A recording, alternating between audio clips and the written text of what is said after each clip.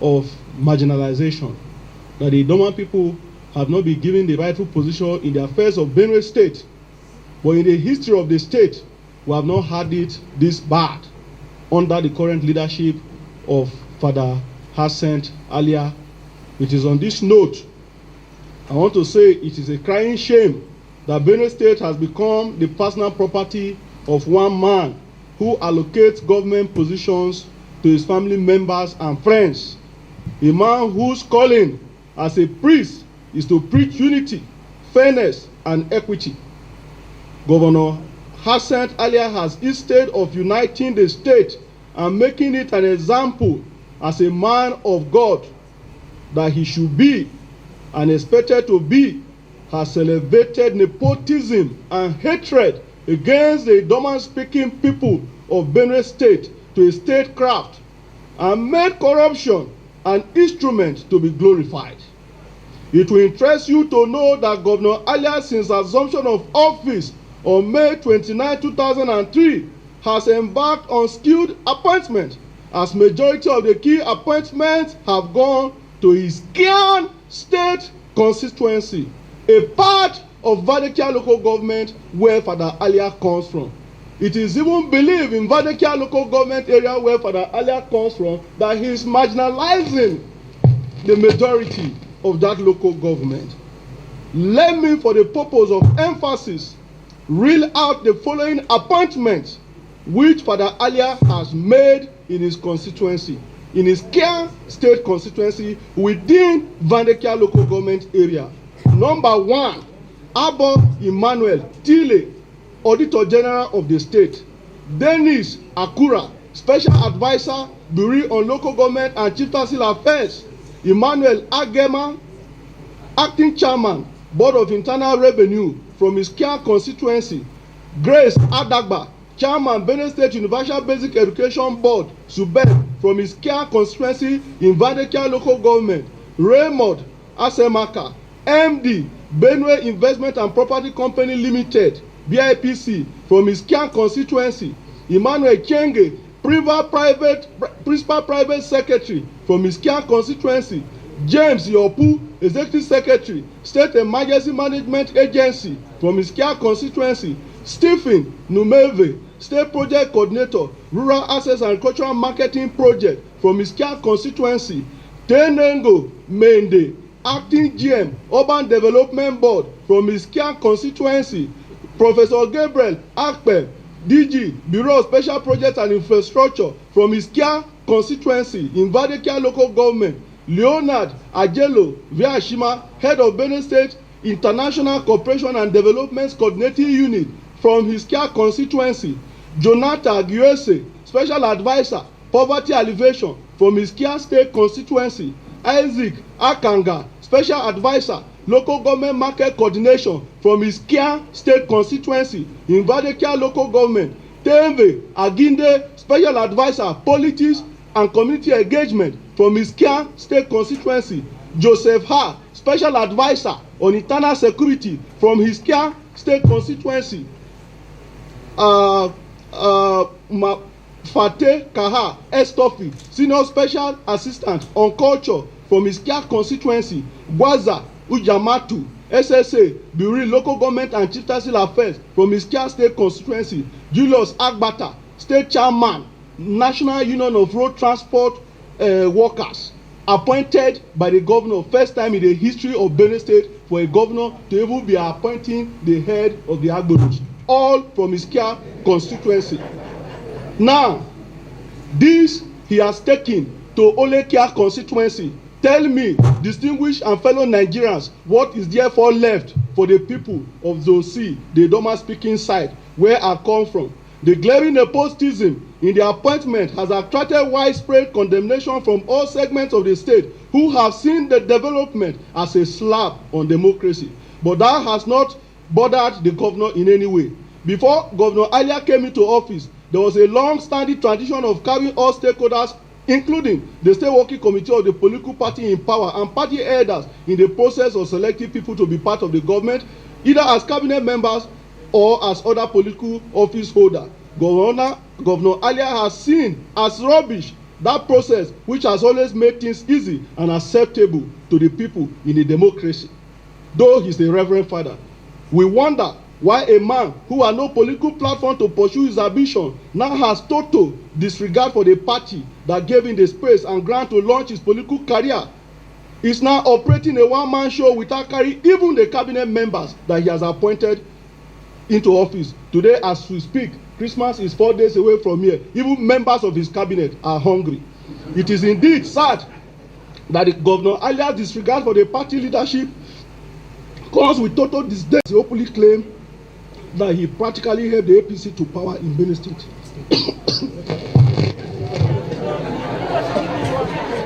Level of financial mafias going on in the administration of Governor Alia. Many of you have seen, you have read on the pages of newspaper, even recently Sahara reporters, how much Governor Alia, a man of God, has spent on his personal vehicles. Nobody from the state to this moment has disproved that. If this level of corruption under Father Alia is not checked, this can crumble the economy of Benue State in the near future. As lawmakers, we are aware that huge sums of money have been accrued to Benue State in form of federal allocations, palliatives, and other interventions for the Tinubu administration since Governor Alia assumed power. But his lack of respect for due process, transparency, and accountability is again a blow on the state resources. Sadly, Governor Alia has not told anyone what has accrued to the state in the past 6 months and how he has expended the funds. He has remained silent on what the state wage bill is and has also dodged any inquiry into the state internally generated revenue. Benue allocation has tremendously increased, but there is nothing to show for it. Distinguished ladies and gentlemen, in the middle of all this, the governor has been enmeshed in reckless spending and contract inflation. Even the prices of the refurbished buses, which he claimed to buy at over 3.5 billion naira as part of the money given to Benue State, following the removal of fuel subsidy as palliatives, were clearly inflated. We challenge him to come out clearly and disprove us. To give credence to that, he refused to tell the people how much each of the refurbished buses cost. Even the other items that were said to be given to the state by the federal government for distribution to the vulnerable to cushion the effect of fuel subsidy removal are suspected to have been diverted by his cronies.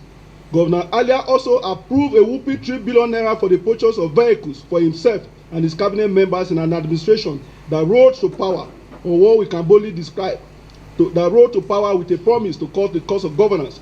The man has spent a mind-blowing 40 billion naira from sources on what we can boldly describe as frivolities without due process. The reckless mismanagement of funds meant for local government is another chapter that is worrisome and characteristic of Governor Alia. Distinguished ladies and gentlemen, at this point, I hereby wish to hand over the microphone to Honorable Achema Achado. I want to align myself with all that has been said by our caucus leader, Senator Dr. Titus Zam, and my brother, Honorable Agbese. I only need to add that Father Alia has taken decisions without consulting us. I want to confirm that. And some of the decisions he has taken giving very, very bad name to us. One of them is a dissolution of local government councils, elected local government councils. Yes, the APC, the local government councils are PDP members. However, in governance, it is not just about party in all things we do. You need to do what is right.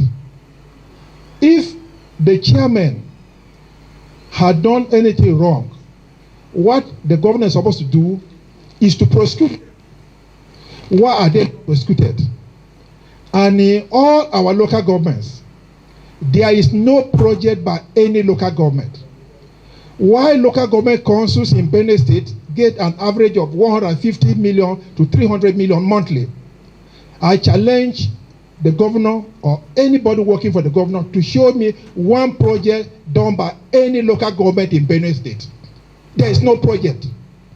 But we have a man of God who is the governor. Then is it not better to have a devil to be governor? So there are also interventions by the president. And Alia subscribes to himself for all these monies that the president has given, without crediting the president to have given these monies. So we are totally in support of all that has been read here. And we are in line with what the caucus chairman and Dr. Gbese. The other thing I need to add is that we in Gwe local government were worse off. In Gwe local government, there is no single appointment that Father Alia has made, not even a special advisor. Where I come from, we don't have a special advisor, we don't have a commissioner. But we had the 5th largest vote for APC, for President Tinubu in the last election in Benue State. We came 5th, but we have nothing. I feel aggrieved. Thank you. Honorable Tese Ubo, I represent Kwando Oshongo Federal Constituency of Benue State. Well, I just want to align myself with the views of our caucus leaders here and my distinguished and honorable colleagues on the sad situation that we found ourselves in Benue State. And I'll just give a little background. When we got elected into the House of Reps and the Senate, Mr. President Ahmed Bola Ahmed Tinubu invited the members of the National Assembly to a meeting in the presidency where we discussed areas of mutual cooperation and areas of harmony on how the National Assembly and the presidency could work harmoniously to bring development to Nigeria. Not just that, the president invited the entire National Assembly, including members of the PDP, to a meeting in the presidency where he spoke to us and created a harmony and sense of belonging for every member of the National Assembly.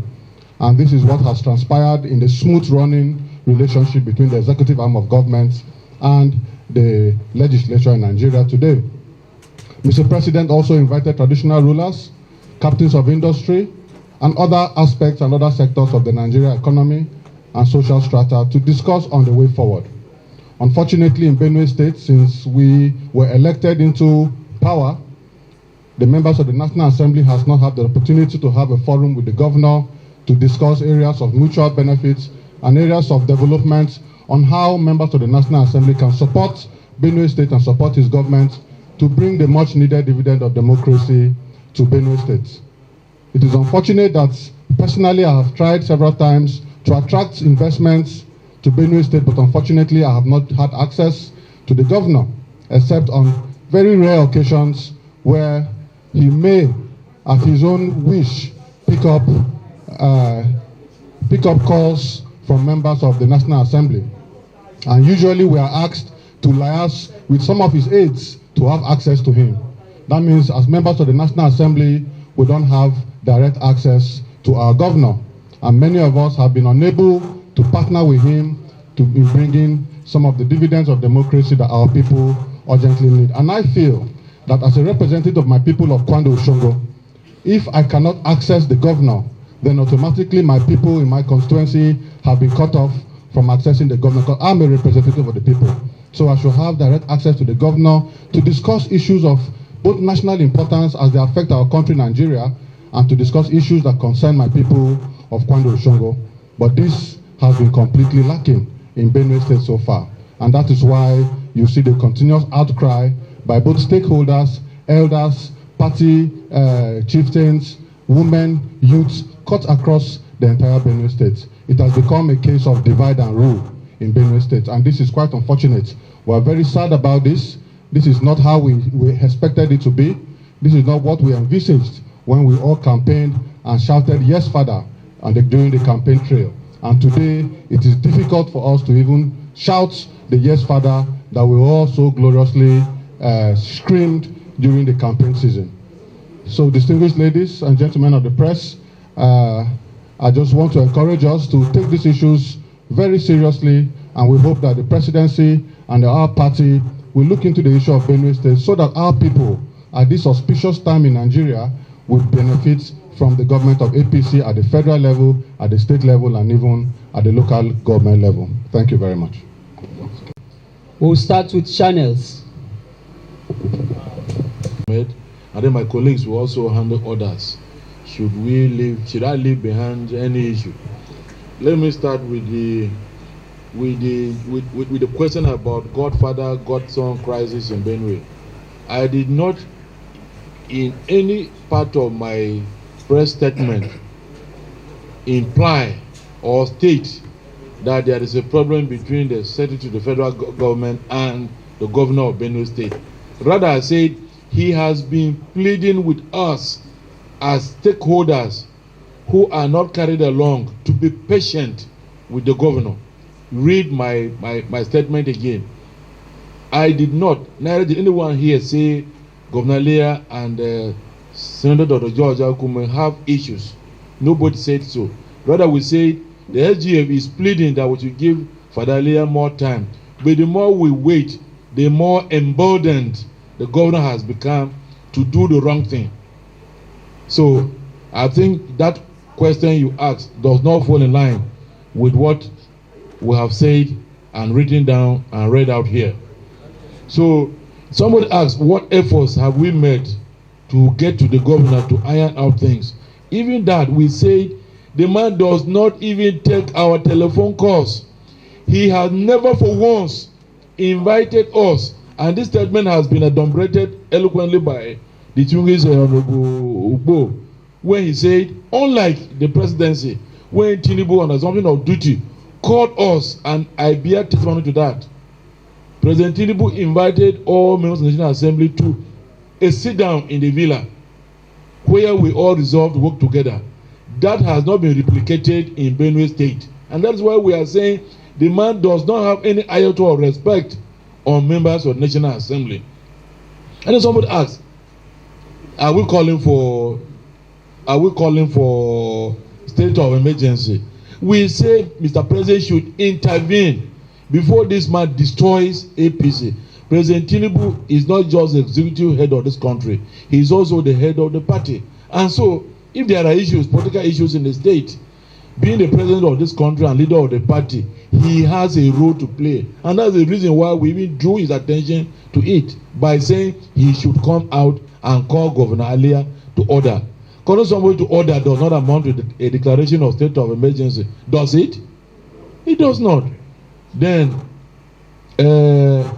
no mention was made of development. I really don't know. We have even said the man does not have a developmental agenda. If he has any, we would know. And we say the man is ruling the state as it pleases him. As members of the National Assembly all over the country, we are supposed to be major stakeholders in the running of Benue State, the running of our state. We should be able to know that this is the program, this is what the man wants to do. There is no such development blueprint on the table. So what do? We even mention it here. So, gentlemen, I think what we have said here explains exactly the state of affairs at home. But I think my friend, okay. Development which you mentioned. I said in my local government of Way East, the average allocation Way East local government gets is 200 million naira a month. There is no borehole dug by this present administration. I'm talking on borehole. No borehole. No culvert. If there is any culvert that is being done by this local government administration in Gwe local government, I will take my resignation from the National Assembly. There's virtually nothing. With all the money that is received by my local government, the money is taken away and it's unacceptable. It's unacceptable. Thank you very much. Going on in Rivers State looks like what is going on in Benue State. And I want to be emphatically clear about that. It looks very, very similar. But I can tell you that whatever is going on in Rivers State between Simi Fubara and Wike will be compared to a case of sainthood and evil. Whatever is going on, I want to consider that Simi Fubara is a saint, in the sense that to some large extent he was part of the system. You people have mentioned it here. And today, as a caucus, we have agreed because it was stated clearly and established here in the National Assembly that if you say the truth, you will die. If you don't say the truth, you will still die. So we will say the truth today for Nigerians to hear, and so that we will die peacefully.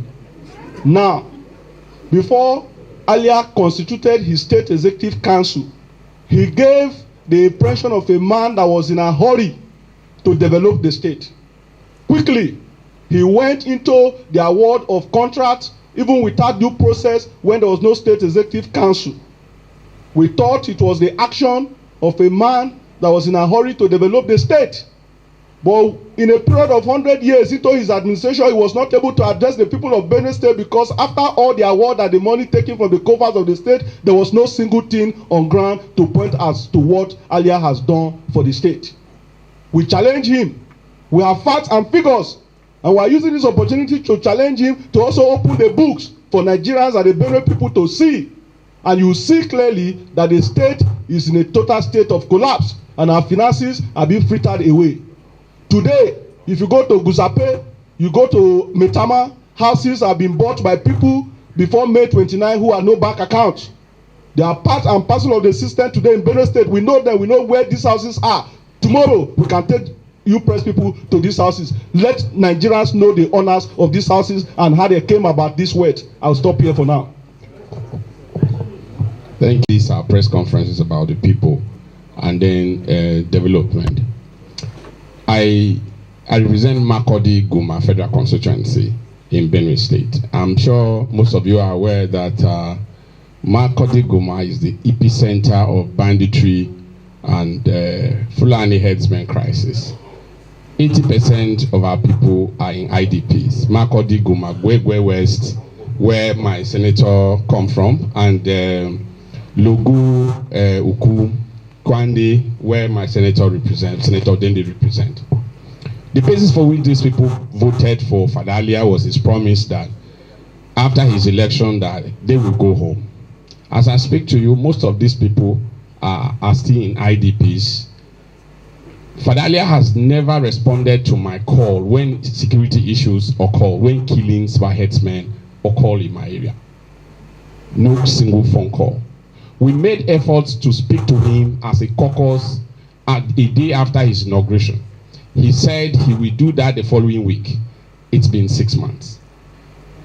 We represent our people. We speak to them. We know their challenges. The only way the governor will know what is happening, first, for instance, in my council ward, is when he speaks to me. Because I speak to my people directly. I provide for them. That is why I was able to convince them to vote for him. He doesn't know anybody from my local government. And Alia won my local government in Guma when we had a sitting governor from my local government. He won that local government. So to suggest that he somehow, it's popularity that gave him votes, it's a lie. In my own election, I couldn't even go home. My election and President Tinubu's election, I couldn't go home for my election. It was his election that I had to go home and convince my people to vote for him. Benue is today run like a parish. Of course, we have a Reverend Father, but Benue is different. Benue is not a parish. It's not supposed to be run like a parish. The man came and increased his personal approval from 100 million from the other governor, 50 million to 250 million. For 3 months, he didn't have commissioners. He was making approvals, dividing them, and awarding contracts. There is nothing to show for in Benue State in terms of infrastructure. The only benefits of democracy we have seen in the past 6 months is palliatives that the federal government under President Tinubu has given. You go to Benue, you see Benue Links buses. Those are even old buses that the governor used the money of palliatives to buy. It's not from Benue covers. He said he has frozen the account of Benue State for the past 6 months because the former government issued check. That's laughable. Most of you know how approvals and checks works in a government system. Nobody can go and present a check without confirmation from the issuing authority. Today, as I speak to you, all the commissioners, all the ministries don't have overhead. You can find out from his appointees. There's no overhead. When he needs something, he calls the bank manager to open the account for a few hours. He takes out money, and then he freezes the account again. That's what is happening in Benue State. That is how do we run parishes. That is not governance. Do you understand? This is what is happening. There is no development anywhere in Benue. Nowhere. So tell me, we are here today on behalf of our people because we convinced them to vote for APC. That's why they voted. I speak as a coordinator of Mr. President during the primaries. Benue delivered Mr. President during the primaries 96%. I was coordinating Benue State during that time. And I know that people of Benue love APC. But what they have got in terms of governor is a terrible situation. Every APC person that voted Alia is regretting in Benue State today. I must tell you that. Is that bad? The security agencies led by Operation Wildstro, who are posted in our villages to provide security for our people, don't have interventions, don't have time. The governor doesn't listen to any one of them, even when they go to see him. If you go to see a governor, you will wait for 3-4 hours. And what they will say, he's praying. Okay? That's what's happening in Benue today. You can find out for yourselves. Is that bad? Okay? We want to appreciate you people for taking time to listen to us. We will continue to say this. We are appealing to the president of our country to intervene in Benue State. Today, there is no governance going on in Benue. And our national chairman, His Excellency Governor Ganduje, needs to step up. APC is fast losing ground in Benue because of the bad governance going. Lastly, the chairman of my local government, the caretaker chairman of my local government, is a PDP person who worked against us during the elections. PDP member who worked against us during the election is now the caretaker chairman in my local government. I was not consulted at all as a member of the House of Reps representing that local government. That's what's going on in Benue. Thank you very much. Thank you. Hi, my dear sister, you were here when I responded to the poser as to whether the fight is between a godson and a godfather. What did I say? I said it's not about godfather and godson. At our level as members of the National Assembly, hello, you're not listening. Are we not qualified to be giving attention without recourse to the SGF? Did we say the SGF asked us to conduct any retreat? As senators, as House of Rep members in every state of this country, are we not supposed to be carried along in the running of affairs in our states? We are telling you that the SGF, as the leader of the party in the state, has pleaded that we should be patient, but we lost our patience after waiting for 6 months. And we're giving you indices of what misgovernance Governor Alia is perpetrating in Benue State. So why do you always try to bring in the SGF? I think that question has been overblown and is needless. Then you say we should involve Toji and Ochidoma when these revered rulers are asked to be apolitical. I don't think this is the time to tell. We have a duty as elected representatives. We came on the same ballot paper with Governor Alia. If he's not doing us a right, we have a right to complain. And the president of this country is also a politician. So we are talking to him as the leader of the party in this country. We are federal lawmakers. We're not state assembly members. Our immediate leadership here is the president of this country. And that is our channel of communication. Thank you.